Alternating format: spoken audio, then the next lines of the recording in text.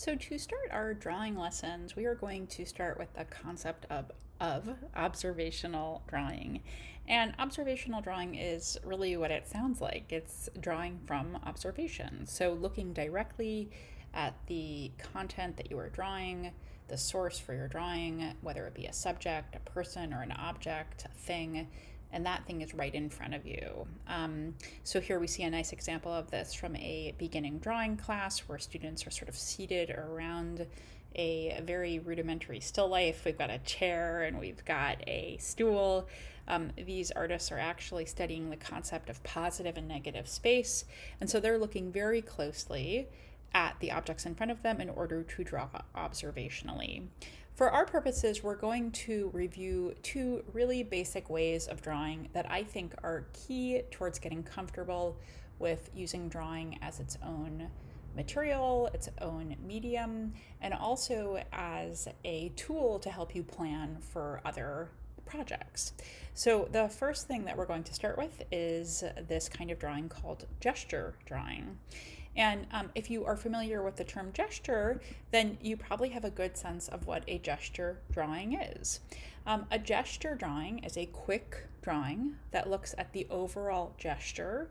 So you could say the motion, the shape, the direction of an object or figure. If you make a gesture towards someone, you're doing something that is pretty quick, it's symbolic, it can be read pretty easily, right? It can be a really helpful way for learning how to stay loose while drawing, and it can help make quick planning sketches. Gesture drawings really help you learn how to sketch quickly. Here's a nice example of one kind of gesture drawing. The thing about gesture drawing is that it can look really different depending on the artist's hand, what their approach is to drawing, their style for drawing, whether they're heavy-handed or light-handed, if they're using a messy material or a precise material. But overall, you can see that there is a picture of a dog on the left, and on the right there is what we perceive to be a very quick drawing. It looks quick, the lines look quick, right? The lines look like they're gliding across the page quickly. It looks like you can see that the artist is sort of searching for accuracy, but also speed, and that they're making deliberate, limited decisions in order to communicate the overall shape of the dog, right? And oftentimes, if you get really good at gesture drawing, then your ability to capture the likeness of something is actually a lot stronger because you're able to do that really quickly. So gesture drawing is really about the overall essence and internal character of the shape. Internal character of the shape. I think that's an important thing to really spend some time thinking about. There's generally a sense of fluidity and movement to the drawing, even though the object or figure is still. And you'll see when I show you a few examples what I mean by that. And it's really smart to keep the overall shape in mind at all times. You do not want to focus on small details, which I think a lot of us tend to do when we're drawing because we're worried about something feeling really accurate. So I always like to use this image as a nice example of showing how a gesture drawing might look superimposed over a photograph, because we can see that through the blue drawing of this image, there is a very clear black and white picture of these figures, right, that are standing in different poses. And a gesture drawing isn't about capturing the plaid of the figure on the right's suit or the expression of the figure in the middle. It's about getting the overall essence of the subject, right? So here we see a beautiful example of that. It's really like the skeleton, right? So particularly with people, you can kind of see that very clearly. It's just looking at the overall way that that object or subject is situated in space and trying to get that quickly.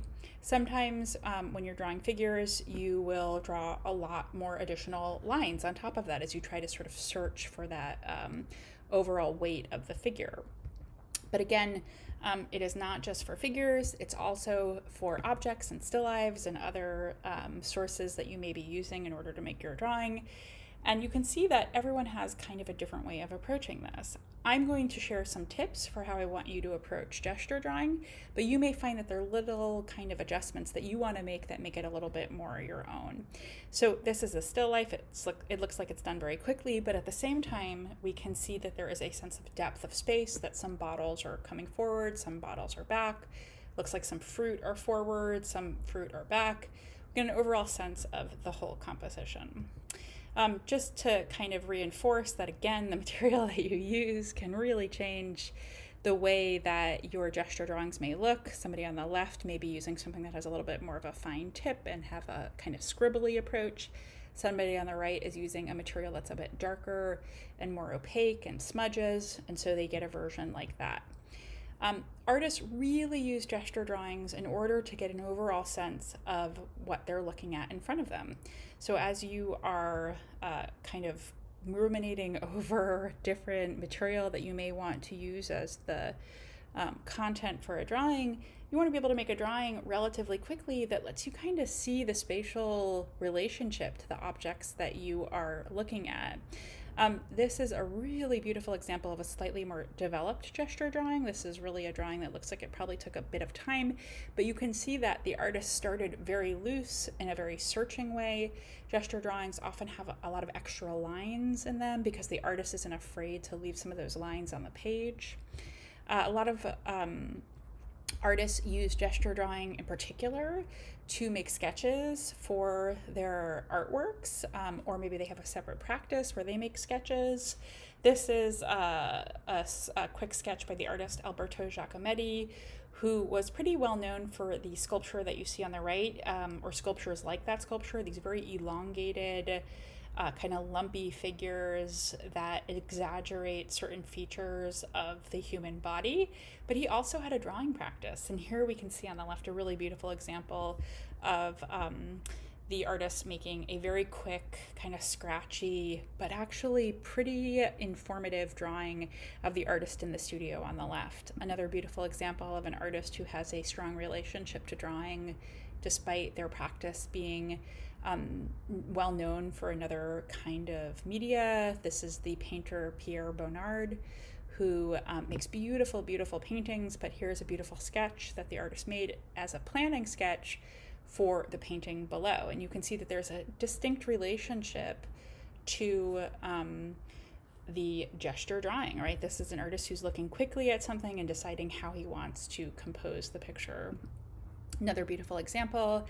This is actually a sketch by the architect Frank Gehry, and allegedly this was a sketch for this building. You may recognize this building. It's Walt Disney Hall in downtown Los Angeles. So drawing quickly, being able to capture that overall essence, hugely functional for all sorts of creative people. A lot of times we will use gesture drawing in what we call thumbnail sketches, and thumbnail sketches are small sketches that help you kind of plan out your composition. So I have a separate video that is a demo video that you will watch, and you will see the way that I actually make a gesture drawing. I'm going to ask you to think about these particular points as you work on your gesture drawing, because I find these to be really helpful for kind of loosening the mind up and getting you thinking about a gesture. They are landmark points, finding the simple shapes in the object that you're looking at, and then lastly, thinking about this idea of kind of an invisible cross-section of your object, because you know it's a three-dimensional thing, you know it's something that has volume to it. If you could imagine sort of cutting it in half like it was a sandwich. So let's take, for example, a white water pitcher here. This is the object that is sitting in front of you. You're not looking at a picture. It's a beautiful object that's in front of you on your dining room table. How do you make a gesture drawing of this object? Well, I like to think about landmark points, and not necessarily in this order, but just kind of keep these three ideas in mind simultaneously as you're working in your drawing. But landmark points are areas where there are directional shifts in the form. And much like landmarks that we see in the landscape around us, they're areas that are easy to return to, right? If you say, hey, make a left on the corner that has the McDonald's on it, that's a landmark, right? Maybe not the most cultural landmark that you can think of, but it's still a landmark. It's something that's easily recognizable, and you can see exactly where that is and perhaps where you want to make a turn, right? So when you are looking at the water pitcher, there are certain points on it that you may find easy to return to. The tip of the water pitcher, where the water pitcher hits the handle, where the arc in the water pitcher starts to come down, where it re-hits the body of the pitcher, the two bottom parts of it, maybe this point again. Your landmark points may be slightly different, but it can be really nice to start light and loose just looking at making a drawing this way, right? From there, you may find it helpful to think about the simplification of the shapes within the object that you're looking at. And for something like this water pitcher, it can be as simple as like these three sort of circular, ovular, potato-y egg shapes, right? I'm just kind of breaking down how these different shapes make up the whole. And then lastly, thinking a little bit about those cross sections. So thinking a little bit about the volume of the object itself, kind of accepting that it's three-dimensional and you're trying to express it two-dimensionally. And as I kind of hone in on the drawing, I might make some quick lines that give me a little bit more of a distinction around where those edges are. This is maybe even a little bit cleaned up for a gesture drawing. If you have that inclination, so be it. But in your drawings, I want you to leave these lines that show that you're using them to figure out, the shape of the object itself. Just a quick note on some vocabulary, and we'll kind of go into vocabulary as we go into each of these subject areas. The content that you choose for your gesture drawing will be objects of different kinds. I don't want you to do a gesture drawing of a person or yourself or your hands. I want you to choose an object, and I want those objects to be considered. So one of the things that you might want to think about is whether they are an organic object or a geometric one. And the term organic simply refers to shapes that allude to natural forms, such as plants or the human body. Excuse me, I have a little bit of a typo there. Let me fix that. And we often associate this with a more natural or nature-made shape, right? So it's something that's bulbousy and unpredictable. Maybe it varies object to object, right? You don't get the same gourd ever twice. They might look a lot alike, but they're natural, right? They grow, so we can't predict exactly what they look like. On the other side, we have the term geometric, and geometric are shapes resembling or employing simple rectilinear or curvilinear lines that are predictable, that are mathematical, that are used in geometry. And these are more machine-made, right?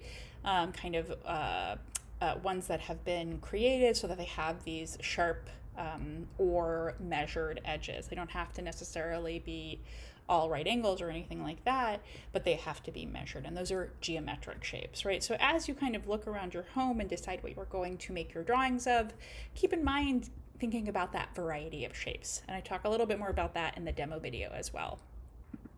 Lastly, I want to talk just for 1 minute about material. For our purposes of drawing, we'll be using a graphite pencil. And graphite pencils are the pencils that you use, like a number 2 pencil. It's kind of the most common pencil that you might find in the world around you. Those are graphite pencils, number 2 pencils. We are going to use a kind of different weight of pencil. So we are going to use the pencils that are on the right side of the spectrum of pencils. In the middle, we find the HB pencil. That's kind of the most neutral pencil. And as we make our way to the right, we find pencils that have more and more lead or carbon in them. It's not actually lead. We still call it lead colloquially, but it's actually carbon. So it's things that have been burned down and kind of binded together. And the pencils that are increasing in numbers with a B, so 2B, 3B, 4B, those pencils get darker and darker. and they're smudgier and smudgier, and that's because they have less binder in them. The H pencils, and one single F pencil right here just to the left of the HB, as those increase in numbers, 2H, 3H, 4H, those get harder. We call those hard pencils, and B pencils soft pencils. And so for our purposes, we'll be using the soft pencils, but it's always nice to know about the spectrum of artist pencils. And in a drawing class, you will find that you may use all sorts of other drawing mediums. So if you're curious about that, you can take a look at these different materials. There's Conte, graphite sticks, vine or willow charcoal, charcoal pencil, compressed charcoal. And all of these are different variations of materials that have been burned so that a certain kind of carbon has been created, and that carbon can then be compressed together in order to make a mark on the page. So again, if we think back to that other earlier lecture about what drawing is, it kind of connects us back to those early cave people who were just looking for natural materials around them in order to make a mark on the cave wall. We're essentially doing the same thing. We have a slightly more developed and sophisticated approach towards making those mark making tools, but at the end of the day, we're using that same approach. So neat to be sort of linked to that lineage. So what you'd like to do next is take a look at the gesture drawing demo video and then create your gesture drawings.